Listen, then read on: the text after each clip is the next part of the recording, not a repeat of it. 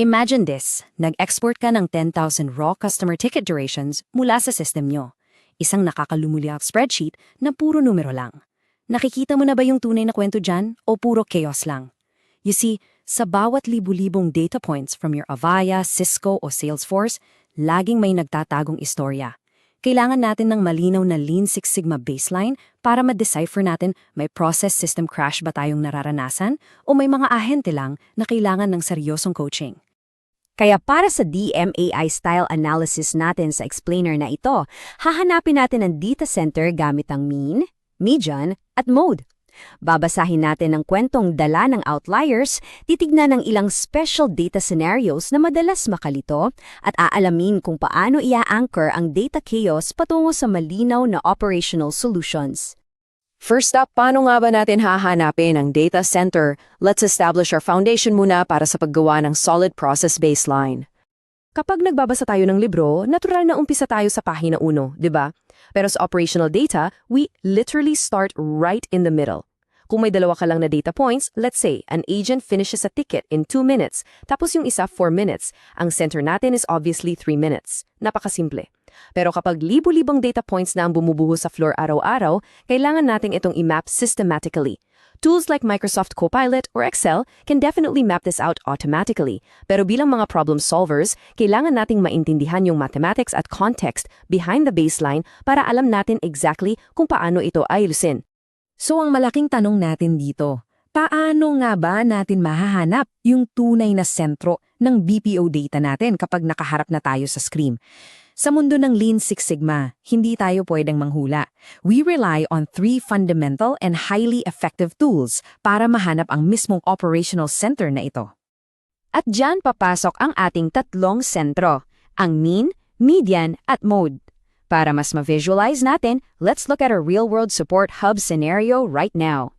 Let's say may 7 random tickets tayo at sinukat natin yung resolution time nila in minutes. Look at the numbers. 20, 20, 20, tapos 40, 50, tapos bigla na lang may 140 at 200 minutes. Ngayon, paano kaya natin huhugutin yung tunay na operational story mula sa mismong mga numerong ito? Unahin natin ang paghahanap sa median o yung pinakatunay na gitna. Ang absolute requirement sa process natin dito ay i-arrange muna ang data points from lowest to highest. Ascending order, laging umpisa. Tapos, dahil 7 ang data points natin, i-apply natin yung Sternberg position formula na n plus 1 divided by 2. So, ang ating 7 plus 1 equals 8 divided by 2 equals 4. Ibig sabihin nito, yung pang-apat na upuan o position dun sa nakapila nating data array ang hahanapin natin. Kung bibilangin natin dun sa listahan natin kanina, 20, 20, 20, 40, ang pang-apat na numero ay 40, meaning ang median natin ay exactly 40 minutes. Ito yung tinatawag nating true operational center. Bakit? Kasi operationally, ibig sabihin nito, kalahati ng tickets mo ay nare-resolve ng mas mabilis sa 40 minutes at yung kalahati naman ay mas matagal. Sa totoong buhay, syempre, hindi mo na kailangang magbilang ng mano-mano. You just type equals median sa Microsoft Excel and it automates this step instantly kahit para sa libu-libong rows of data. No, paano naman yung isa pang klaseng gitna na paborito hingin ng mga kliyente? Ang mean. Ito yung pinakakilalang average at pinakagamiting corporate metric. Add everything up lang, kunin mo yung sum ng lahat ng data points natin which totals 490 minutes, tapos i-divide mo sa total count natin na 7. Boom, you get 70 minutes. Napakasimple, di ba? Pero notice anything, napakalaki ng agwat ng mean natin na 70 minutes kumpara sa median natin na 40 minutes. I-park muna natin yung observation na iyan sa isip nyo. Para sa ating ikatlong tool, pag-usapan natin ang mode. Ang focus natin dito ay frequency. Ito yung pinakamadalas na lumabas na value sa buong dataset mo. Sa listahan natin, the mode is obviously 20 minutes kasi lumitaw siya ng 3 beses. Operationally speaking, ang mode ay usually nag-i-indicate ng isang systemic operational habit. Halimbawa, baka ito yung standard password reset process sa GCash na laging natatapos in exactly 20 minutes kasi naka-template na talaga yung mga steps. Ngayong hawak na natin yung mga computation, dito na tayo papasok sa analyze phase Oras na para tuminging lagpas sa math formulas at umpisahang basahin yung actual story na nangyayari sa production floor. Balikan natin yung nakakagulat na agwat na napansin natin kanina. Yung median natin, ang tunay na sentro natin, nandun lang sa kalmadong 40 minutes. Pero yung mean o average natin, biglang pumalo ng 70 minutes. Sa Lean Six Sigma, this wide gap is a massive red flag. It signals heavy process variation. Hindi pwede na basta mo na lang i-report yung 70 minutes nang hindi mo alam kung bakit humiwalay ito ng ganito kalayo sa tunay na sentro. And here is the plot twist ng data natin.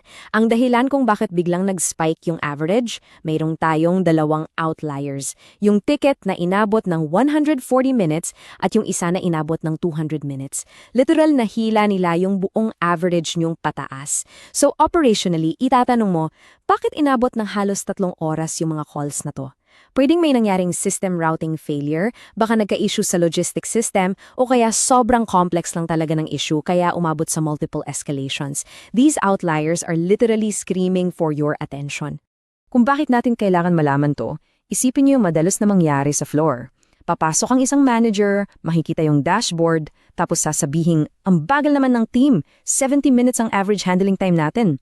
Pero dahil trained, Lean Six Sigma practitioner ka, alam mo na you can calmly use the data to defend the operations. Pwede mong sabihin, sir, actually, 40 minutes lang ang median natin. Ibig sabihin, maayos at mabilis ang takbo ng karamihan sa team. May 2 isolated tickets lang talaga tayo na nagka-aberya at yun po yung iimbestigahan natin imbes na pagalitan ng buong team. That right there is how you use data strategically. Okay, let's pivot for a second. Pag-usapan natin yung mga special data scenarios na madalas makalito sa atin sa operations, tulad na lang ng even number trap. Siyempre, hindi naman palaging malinis ang data natin. Unahin nating i-clear yung mode variations. Paano kung nag-pull ka ng data log, tapos wala man lang kahit isang numero ang naulit? Well, then that dataset simply has no mode. Period. Pero, paano naman kung may 2 sikat na numero na tabla? Let's say may 2 delivery riders na naka 90 minutes at may 2 rin na naka 80 minutes. Ang tawag natin diyan sa operations ay bimodal data. Kapag bimodal ang data mo, strongly suggested na baka may 2 magkaibang klase ng transaction o magkaibang proseso na naghahalo sa iisang team mo. Ngayon, paano naman itong even-numbered trap para sa ating median? Paano kung naging 20 handling times ang nakita mo sa dataset?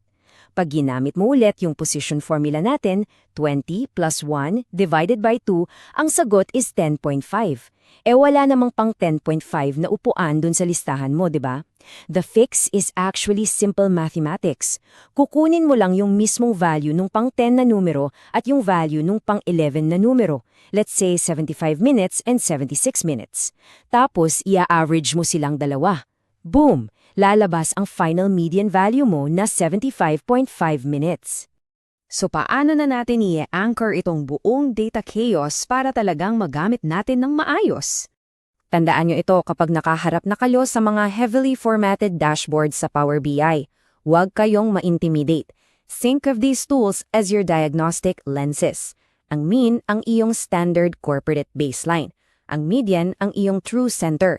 Ito yung sobrang tibay at hindi basta-basta naapektuhan ng outliers. Ang mode ay nagre-reveal ng iyong systemic habit at yung mga outliers, dyan nakatago yung tunay na kwento ng mga process bottlenecks nyo. Ang pag-intindi sa 4 na ito ang magbibigay sa inyo ng kapangyarihan para makontrol ng buo ang operations. And that brings us to your operational challenge para sa explainer na ito. Gusto kong i-download nyo ang DX Labs BPO template workbook natin at subukan yung i-calculate yung mean at median ng sarili nyong shift metrics ngayong araw. Tapos, tignan natin kung masasagot nito.